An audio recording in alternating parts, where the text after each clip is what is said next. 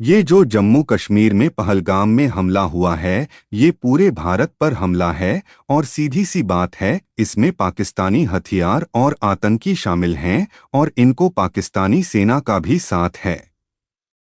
और प्रधानमंत्री इस टाइम पे शांति के लिए अरब देशों से, अमेरिका से, यूनाइटेड नेशंस से बात कर रहे हैं। मैं उनको कहना चाहता हूं, उन पर हमला थोड़ी हुआ है, अपने देश पर हमला हुआ है। तो अब टाइम बैठने का नहीं है, सबक सिखाने का है। ये शांति भाईचारे की बातें बहुत हो गई, अब समय है दम दिखाने का कि हम अपने भारत की रक्षा कर सकते हैं।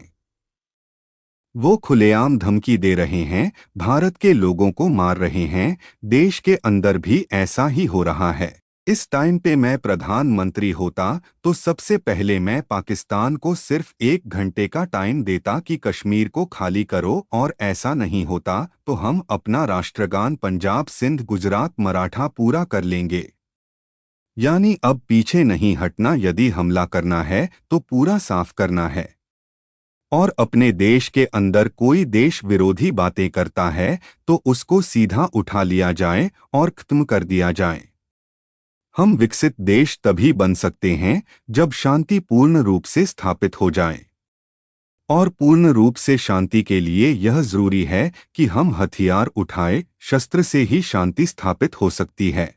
अब जब भारत में हिंदू ही सुरक्षित नहीं है तो क्या फायदा है आपके प्रधानमंत्री बने रहने का। ना तो पूर्ण रूप से शांति स्थापित हो रही, ना ही देश की बेरोजगारी और भ्रष्टाचार खत्म हो रहा। मेरे को सिर्फ 10 साल का टाइम दिया जाए, जिसमें से 2 साल तो शांति स्थापित के लिए, 8 साल देश को डेवलपमेंट करने के लिए।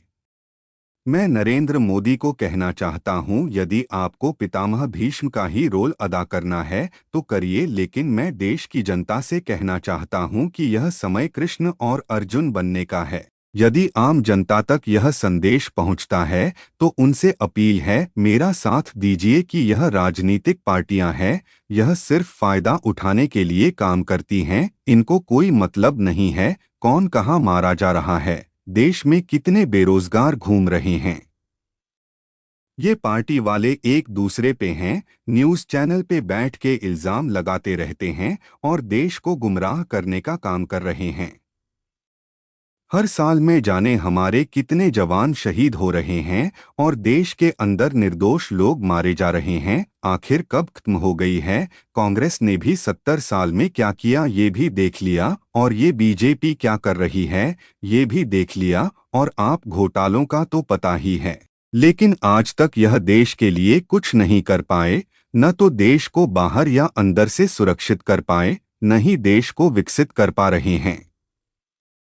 वोटों के लिए हिंदू मुस्लिम घुट्टी पिलाई जा रही है। मैं एक भारतीय नागरिक हूं, मेरा किसी धर्म से कोई लेना देना नहीं है। मैं सिर्फ वो ही करना चाहता हूं जो देश के लिए जरूरी है।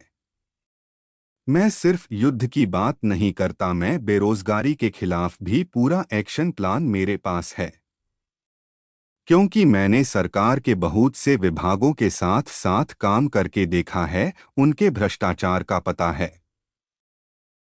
बेरोजगारी के लिए मैं आपको बता देता हूं कि जितने भी सरकारी विभाग हैं, जैसे पीडब्ल्यूडी, जो खुद काम न करके आगे कंपनियों से काम करवाते हैं, मैं यह काम बंद करके पीडब्ल्यूडी में ही युवाओं को और सभी टाइप के मिस्त्री मजदूर को सरकारी नौकरी दी जाएगी। इसी तरह से और काफ़ी विभाग हैं।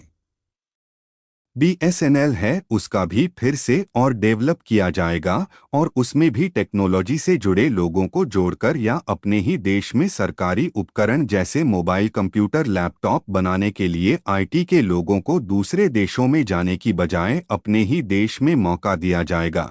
हिंदुस्तान मोटर्स है, उसको फिर से नए सिरे से शुरू किया जाएगा। इसी तरह से न जाने कितने विभाग हैं जिनमें करोड़ों की संख्या में सरकारी नौकरियां दी जा सकती है, जो कि सरकार नहीं करना चाहती।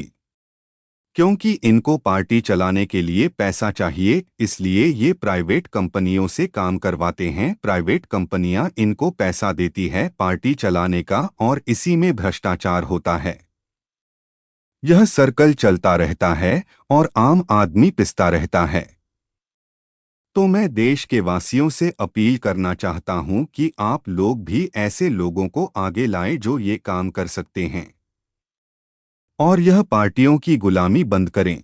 मैंने ये वीडियो एआई आवाज से डाला है और क्योंकि ऐसी बात कोई भी खुलेआम बोलता है तो ये लोग गायब करवा देते हैं, क्योंकि मैंने देखा है आज तक जिसने भी देश के हित में बात करी है उसको जीने नहीं दिया गया है, चाहे वह सुभाष चंद्र बोस या भगत सिंह हो या लाल बहादुर शास्त्री हो।